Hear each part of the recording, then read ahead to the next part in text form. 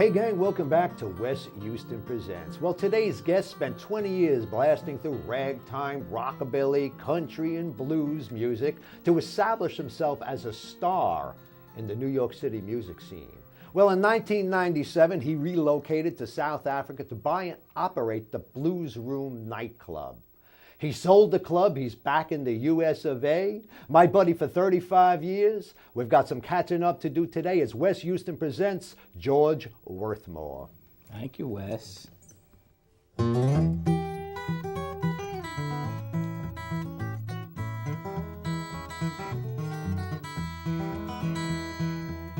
If I should take a notion to jump into the ocean, ain't nobody's business what I do.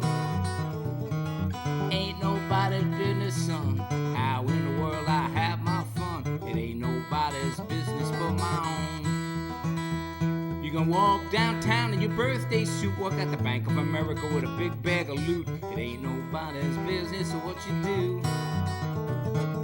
I love to drink my liquor way down in Costa Rica. It ain't nobody's business but my own. Champagne don't hurt me, baby. Cocaine don't drive me crazy. It ain't nobody's business what I do. Ain't nobody's business, kid, where I keep my money hid. It ain't nobody's business but my own.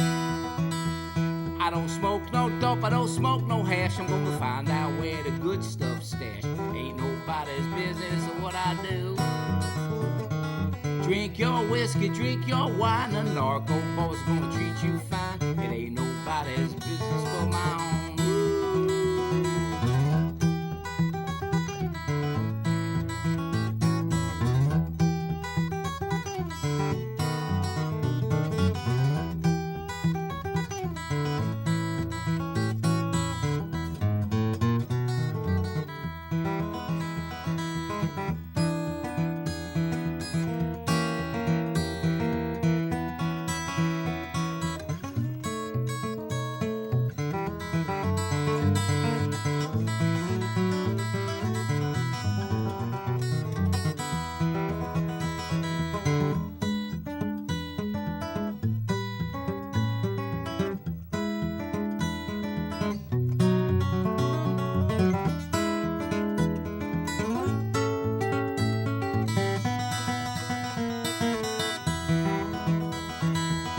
If I should take a notion to jump into the ocean, ain't nobody's business what I do. Ain't nobody's business, kid, where I keep my money hid. It ain't nobody's business but my own.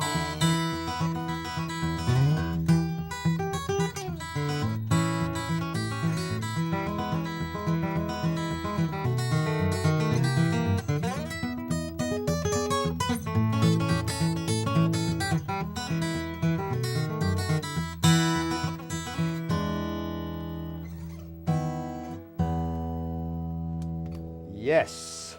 Good to see you, buddy. Good to see you too, It sounds Wes. excellent. Welcome back. Thank and you. welcome back to this great sound that you're producing here. Now, the last time, 1997, there you were. I remember you were heavily into karate and fighting, and you had a good scene going there with the New York City music scene. What prompted you to up and leave? I did 3 tours into South Africa with my band, the Dive Bombers, which was Arthur Nielsen, Charlie Torres, and various drummers. I remember the band. We had Fabulous. the Exploding Drummers from Spinal Tap. They went to my band first. And went to South Africa to play and liked it there, and it was an opportunity to buy the club. And the investors in the club asked me to take over from the operating partner who was experiencing difficulties there.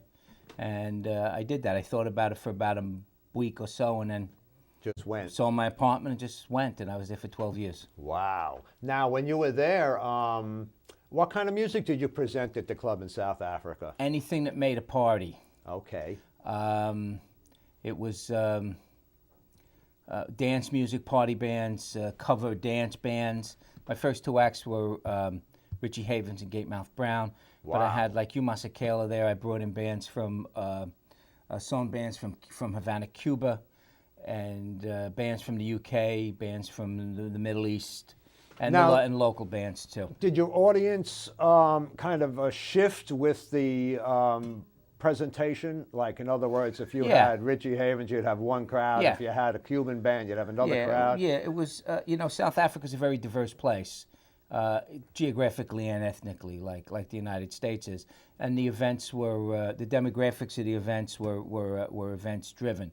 So if I had a certain band, I would attract a certain crowd. Wow.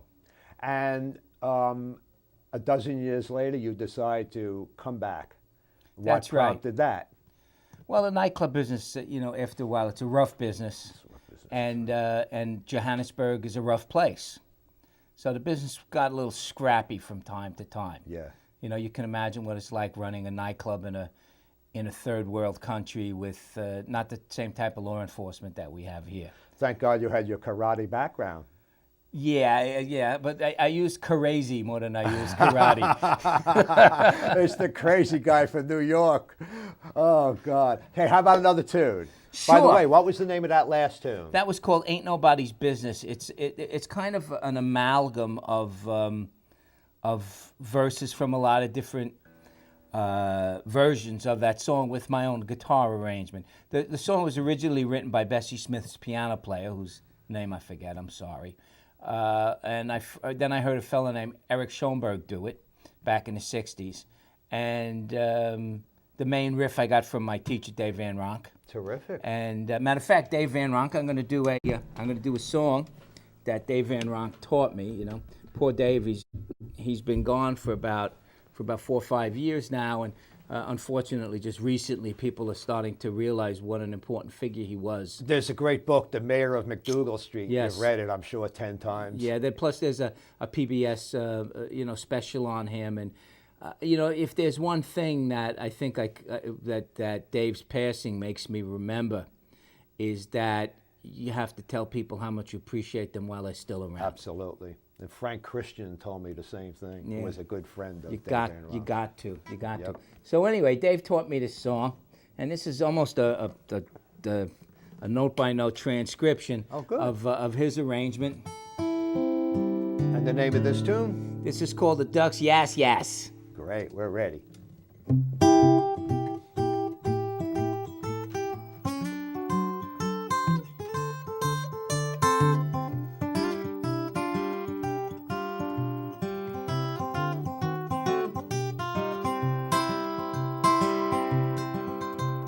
Mama bought a chicken, she thought it was a duck. She brought it to the table with its legs sticking up. Now here comes Sis with a spoon and a glass, starts dishing out the gravy from his yes. Well, mama, take a look at Sis. She's out there on the back porch dancing like this. Well, come on, Sis, and come in fast, and stop that shaking your yes. Now the old folk do it and the young folk too. The old folk show the young folk what to do. You shake your shoulders, you shake them fast. If you can't shake your shoulders, shake your yes.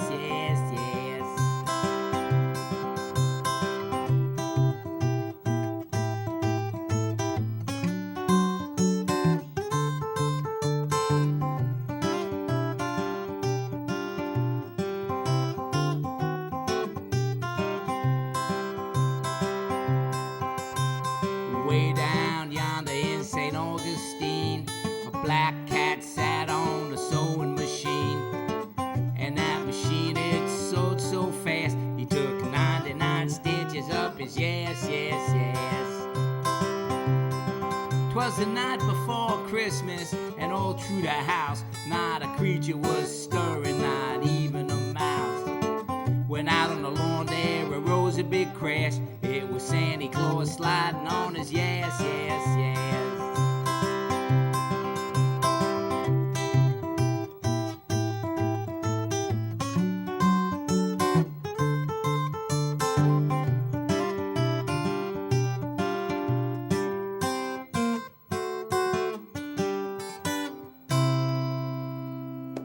Yes. Very cool. That reminds me of Dave Van Rock, man. I saw him many, many times live. It was always a pleasure, too. Always a great, great artist. Now, you're back in New York, but you're back touring, right? Yeah. So you're touring around. Let me ask you, what do you see different than, you left? Than when 13 I years- left? Yeah, I mean. When I left 12 years ago, I told you guys, don't do anything stupid while I'm gone. And, and I got back. It's interesting. I drive all around the country, mostly in the Midwest. I spend a lot of time in Michigan.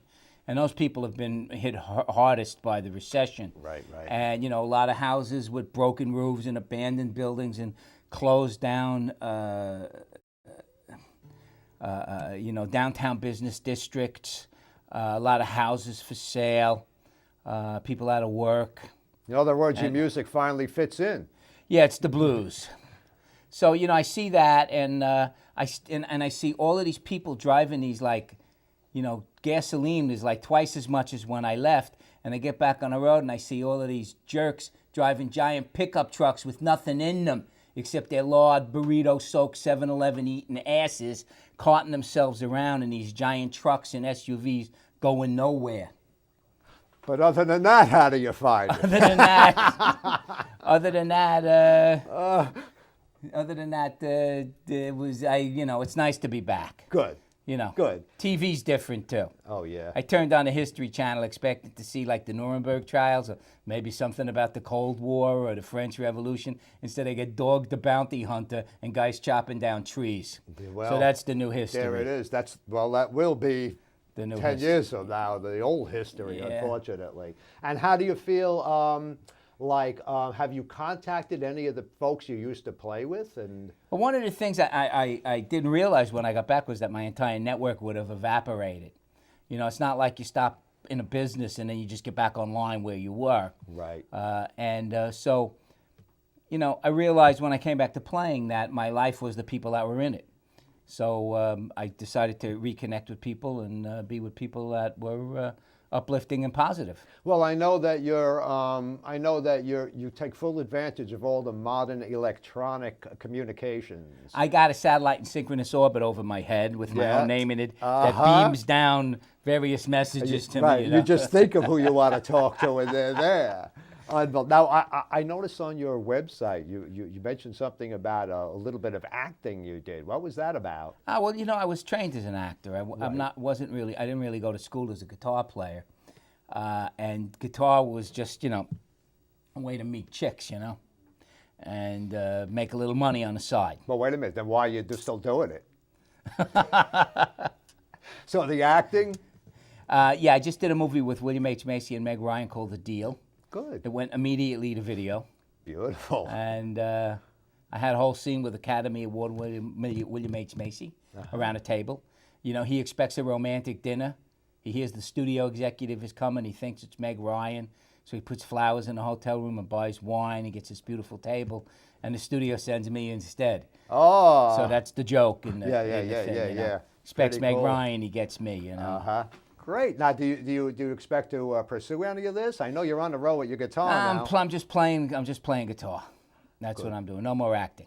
Okay. You're just speaking of playing the guitar, how about another tune? Yeah, sure. And what's Why this not? one? Well, how much time? How many more tunes am I going to be doing? Well, I think we'll try to get 3 more in. Is Three that more, okay? easy. Okay. I got hit by a car about 3 years ago on my motorcycle, and my arm was shattered. This arm was shattered, and when I got the feeling back in my arm and I got my arm to move and stuff, it was like a surfboard when they first took the cast off. My own was still dislocated. The arm was really banged up. I decided I was going to teach myself some classical guitar. Beautiful. On the internet. It's kind of like a correspondence course in brain surgery. Okay. But easy. I'm not really a classical guitarist, but I'll play some classical pieces for you. I'd love to hear There's a this. beautiful piece by Johann Sebastian Bach, and it's called the Orchestral Movement Number 3, or its more popular name is Air on the G string. Okay, we're ready. It's very popular with strippers. Okay. You ready, Russ? We are ready.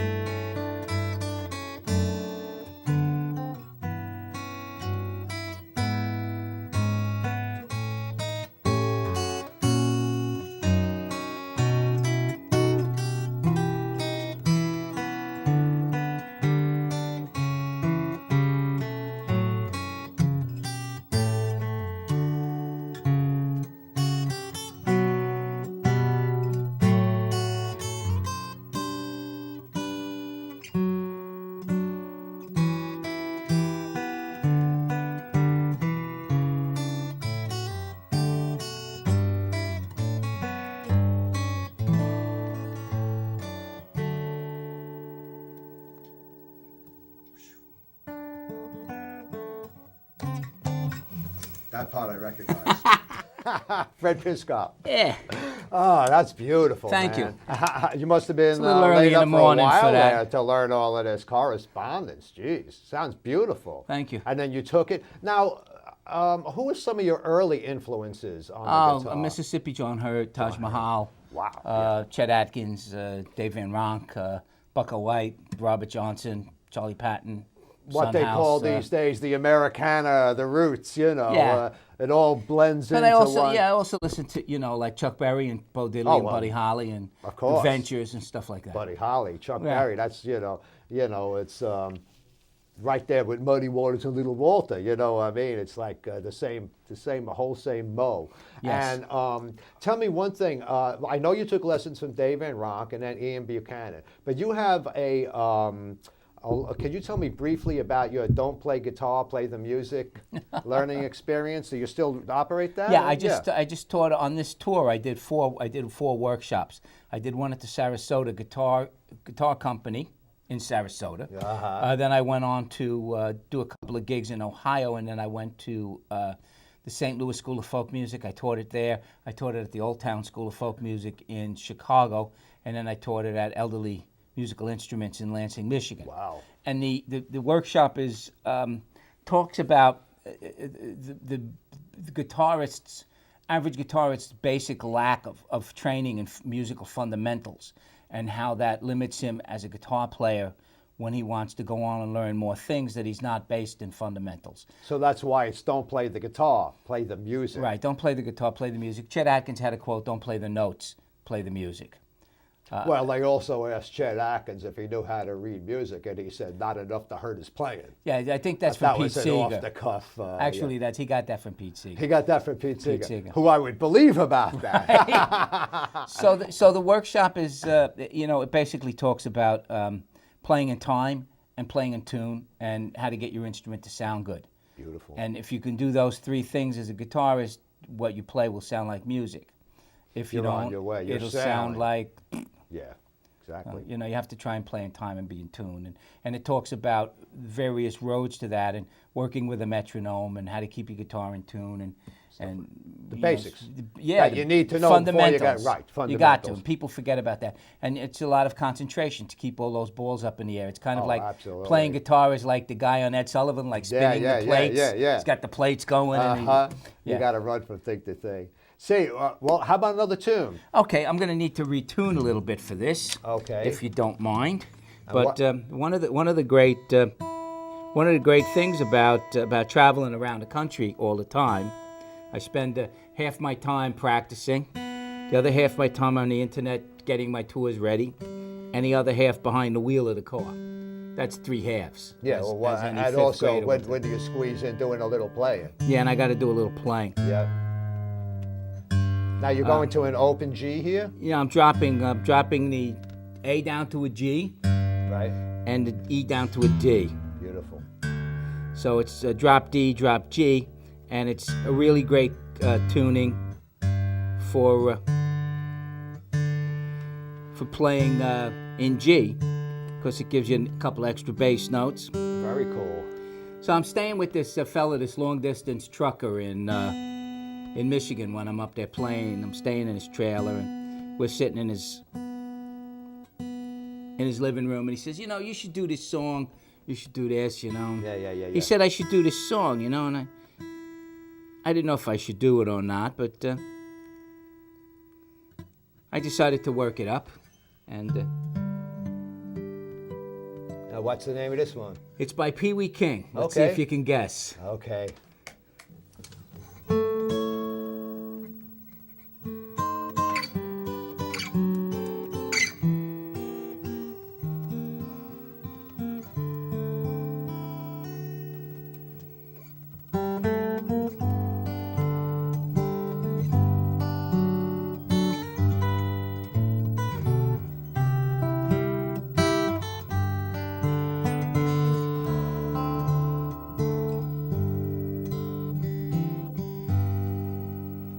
I was dancing with my darling to the Tennessee waltz when an old friend I happened to sea. I introduced him to my loved one, and while they were dancing, my friend stole my sweetheart from me. I remember the night and the Tennessee waltz. Now I know just how much I've lost. I lost my little darling the night they were playing the beautiful Tennessee waltz.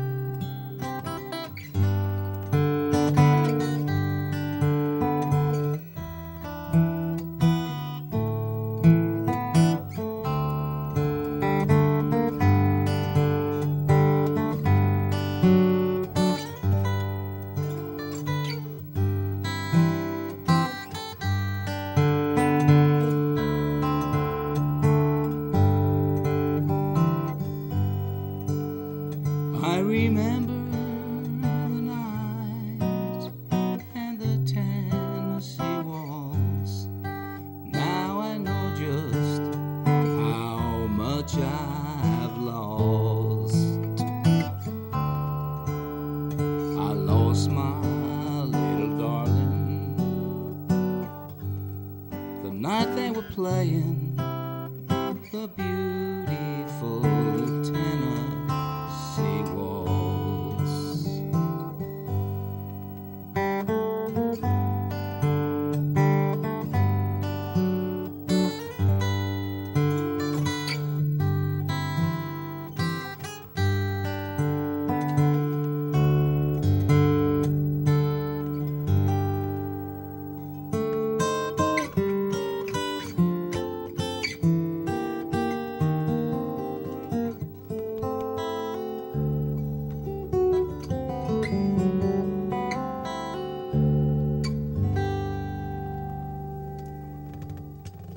Beautiful, buddy. Beautiful. Thank you. As usual, our half an hour has flown by. We're going to post George's website. You're going to find his bio, photos, his gig schedule, everything on the website. Can you play us out with one, buddy? Oh, I'll play you out. That's like unbelievable. I love it. It sounded very piano-like there. I'll play you out. What's this tune?